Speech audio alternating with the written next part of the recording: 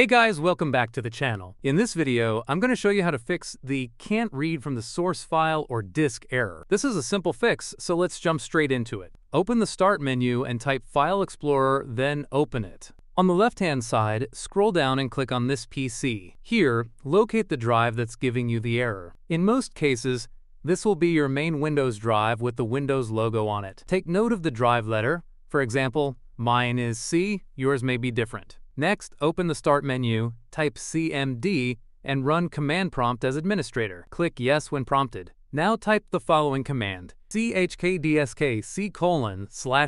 Press Enter and wait for the message to appear. When asked to schedule the scan, type Y, then press Enter again. Now restart your computer. While your PC is booting, you'll see a message saying, "Press any key to skip disk checking." Do not press any key. Let the scan complete fully. Once the scan finishes, Windows will load normally, and the file copy error should be fixed. And that's it. If this video helped you, don't forget to like, subscribe, and I'll see you in the next one.